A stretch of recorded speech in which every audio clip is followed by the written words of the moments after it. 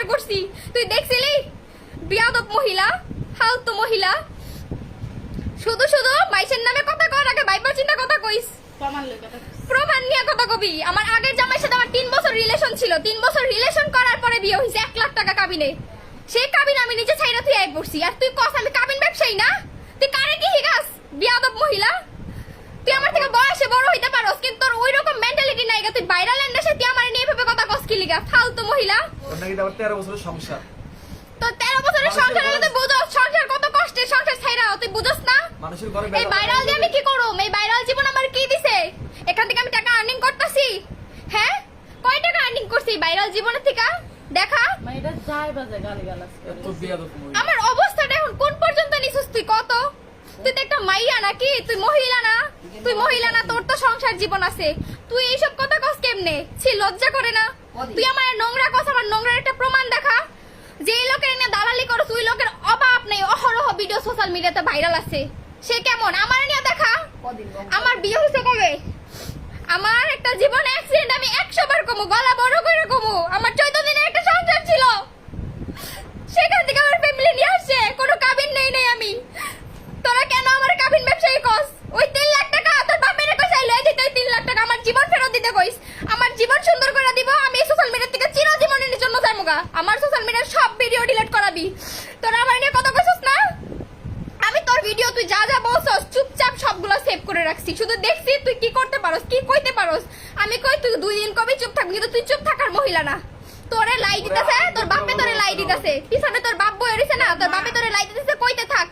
এবার দেখবি আমি কোন পর্যন্ত যাই আর আইনগতভাবে ব্যবস্থা তো নেওয়া হইবই আরেকটা লাইভে কই দিই যদি আমার জীবনের কোনো কিছু হয়ে যায় তাইলে যারা যারা আমার নিয়ে ট্রোল করছে সবাই দায়ী কই দিলাম যদি আমার জীবনের কিছু হয়ে যায় একটা আমি বাঁচতে চাই তার বাঁচতে দিতে চাই না সবাই আমার হাসি খুশির মুখটা দেখে যে এই শর্মিলা হাসতেছে শর্মিলা কেন হাসি খুশি থাকে জানেন আমার বাবা মার জন্য হাসি খুশি থাকি আমার বাবা মা অসুস্থ হয়ে গেছে আমার জন্য আমার বাবা মা অসুস্থ হয়ে গেছে আমার বাবা দুইবার স্ট্রোক করছে আমার মার হার্টের সমস্যা দিতেছে তাহলে আমি হাসি খুশি থাকবো নাকি তোরা হাসি খুশি থাকবি বিয়াদবের বাচ্চারা ফাজিলের বাচ্চা ভাইরাল আমার কি দিছে আমার জীবন কি দিছে ভাইরাল গো এই ভাইরাল আমার জীবনটাকে ধ্বংস করে দিছে আমি কোথাও মুখ দেখাইতে পারি না আমার এই ভাইরাল আমার জীবনটাকে শেষ করে দিছে এই 3 লাখ টাকা আমার জীবনটাকে পরিবর্তন করতে পারবো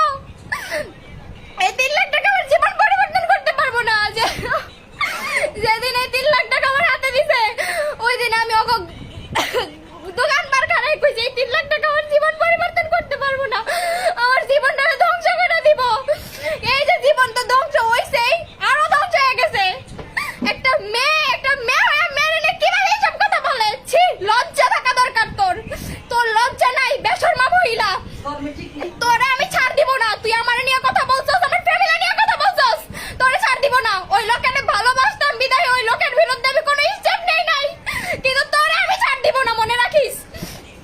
সোশ্যাল মিডিয়াতে এসে বলতাছি তুই আমার নিয়ে কথা বলছ কেন তোর নিয়ে কিছু বলছি আমি এই নাসিরে কমেন্টে গিয়ে বলছে তুই খালতো ভাই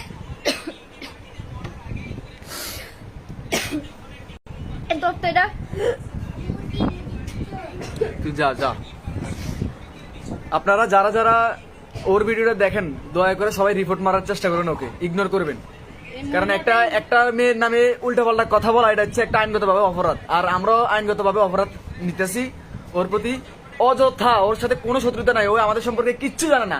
আমার মনে হয় শর্মিলাকে ওই জীবনে দেখেনি ভালোভাবে ওর সাথে কোনো কন্টাক্টই হয়নি জীবনে কিন্তু ওই ইচ্ছে করে চিনে না যারা মেয়ের নামে অপবাদ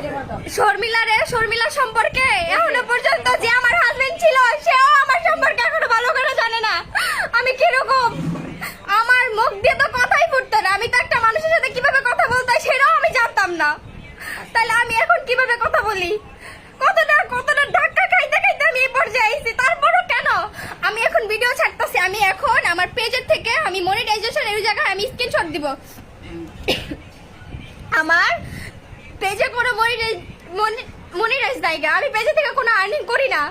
আমি পেজে শুধু ভিডিও ছাড়ি যে নিজে একটু হাসি খুশি থাকবো এরকম কিছু আমার ভিতরে ডিপ্রেশন আমি রাখতে চাই না এর জন্য আমি পেজে ভিডিও ছাড়ি এই পেজ তো আমার জীবন ধ্বংস করে দিছে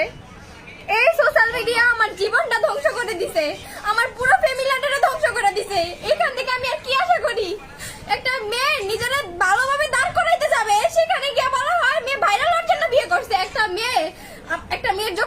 বিয়ে হয়, যখন ডিভোর্স হয়ে যায় তখন মেয়ের মাথায় টেনশন থাকে আমার প্রথম বিয়েটা ডিভোর্স হয়ে গেছে, আমি কি দ্বিতীয় কারো বিয়ে করে সুখী হইতে পারবো, তখন এই চিন্তাটা মেয়ের মাথায় সব সময় থাকে। আমার যখন ডিভোর্স হয় তখন আমি ইন্টার ফার্স্ট ইয়ারে পড়ি, পরীক্ষা দিব, ইন্টারের পরীক্ষা ফার্স্ট ইয়ারে না সেকেন্ড ইয়ারে পড়ি। হ্যাঁ, তখন আমার মাথায় টেনশন ছিল যে আমি এবার পড়াশোনা করতেছি, এই পড়াশোনা আমার জীবন সুন্দর করবে না, আমার দরকার যে আমি